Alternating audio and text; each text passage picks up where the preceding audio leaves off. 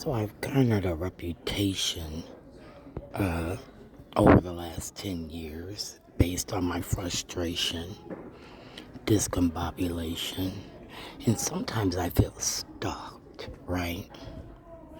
And the reason being is because they've decided, I thought they were trying to trespass me from my whole state, similar to what they did to that woman in Brooklyn Center. I thought they flipped her a house. She was working dual jobs to take care of that house.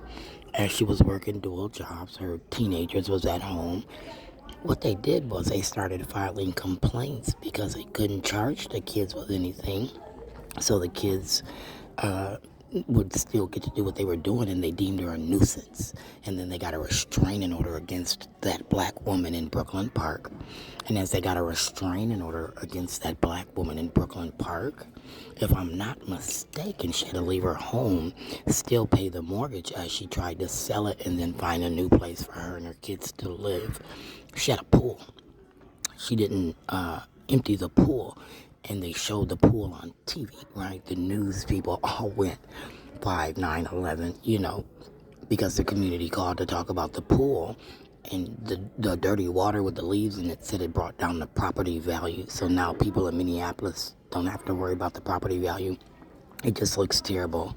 That's how they were doing the settlements, right? Tony Fly, all the ones I talked about on my Facebook page. I felt they were now doing this weird ass settlement process with it, and they were calling me a nuisance because I'm, bankrupting the city and state of Minnesota based on my Facebook rants. Did you just see one? I did one on Twitter just now about the Newport industry and Lorillard and RJ Reynolds, menthol, non-menthol, and the transparency and truth and disclosure under consumer law.